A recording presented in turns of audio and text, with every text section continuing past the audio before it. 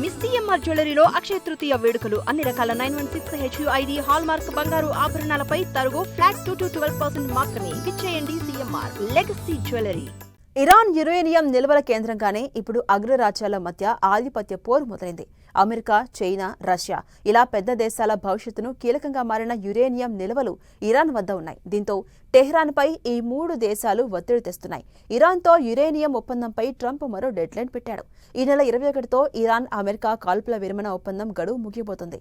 ఈలోపు యురేనియం నిల్వలపై ఒక ఒప్పందాన్ని చేసుకోవాలి, లేకపోతే మళ్లీ బాంబులేస్తామని బెదిరిస్తున్నాడు. అటు రష్యా, చైనాలు అలర్ట్ అవుతున్నాయి. అవసరమైతే యుద్ధానికి ఇరాన్కు ఆయుధ సాయం అందించి అయినా సరే ట్రంప్ ఆధిపత్యానికి గండి కొట్టాలనేది చైనా, రష్యా.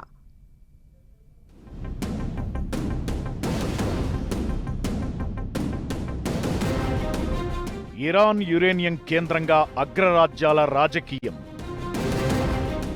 యురేనియం నిల్వలను అప్పగించాలని ఇరాన్పై అమెరికా ఒత్తిడి.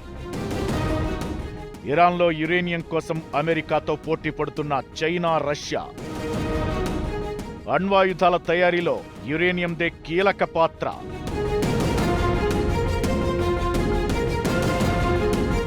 ఇరాన్ యురేనియం నిల్వల కేంద్రంగానే ఇప్పుడు అగ్రరాజ్యాల మధ్య ఆధిపత్య పోరు మొదలైంది. అమెరికా, చైనా, రష్యా ఇలా పెద్ద దేశాల భవిష్యత్తుకు కీలకంగా మారిన యురేనియం నిల్వలు ఇరాన్ వద్ద ఉన్నాయి. దీంతో టెహ్రాన్పై ఈ మూడు దేశాలు ఒత్తిడి తెస్తున్నాయి.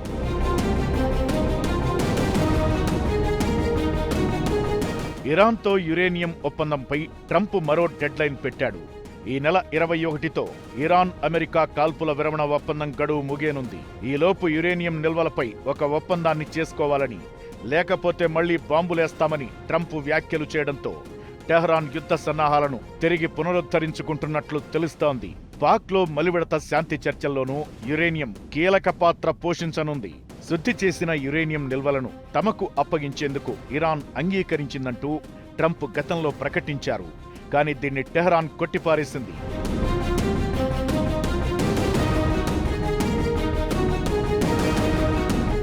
న్యూక్లియర్ వెపన్స్ తయారీలో యురేనియందే కీలక పాత్ర. అయితే ఇరాన్ యురేనియం నిల్వలను ఏ దేశానికి ఇవ్వబోమని స్పష్టం చేసింది. దీంతో అంతర్జాతీయంగా అగ్రదేశాలతో ఇరాన్కు పేచీ ఏర్పడింది. మిడిల్ ఈస్ట్లో తమ ప్రాబల్యం పెంచుకునేందుకు ఇరాన్కు మద్దతిస్తూనే న్యూక్లియర్ వెపన్స్ కోసం యురేనియం నిల్వలను కోరుతున్నాయి ఆయా దేశాలు. అయితే తమ దేశ రక్షణ, అణ్వాయుధాల కోసం ఇరాన్ వీటిని దారాదత్తం చేసేందుకు సుముఖంగా లేదు. ఇరాన్ ఇస్ఫహాన్ అణు కేంద్రాల వద్ద యురేనియం నిల్వలను ఎక్కువగా సమీకరిస్తోంది. శుద్ధి చేసిన యురేనియంతో న్యూక్లియర్ ఆయుధాలను తయారు చేస్తోంది.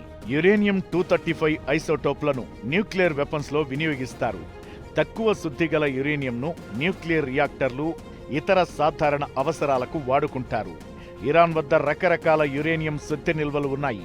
60% శుద్ధి చేసిన యురేనియం నిల్వలు 450 కిలోలు, 20% శుద్ధి చేసింది 1000 కిలోలు, 3.6% శుద్ధి చేసిన యురేనియం 8500 కిలోలు నిల్వ ఉన్నట్లు సమాచారం. 60 నుంచి 90% శుద్ధి చేసిన యురేనియంను న్యూక్లియర్ వెపన్ల తయారీలో ఉపయోగిస్తారు. గత కొన్నేళ్లుగా ఇరాన్ దీనిపై అలుపెరగని పరిశోధనలు, అణ్వాయుధాల అభివృద్ధి దిశగా ప్రయాణం చేస్తోంది.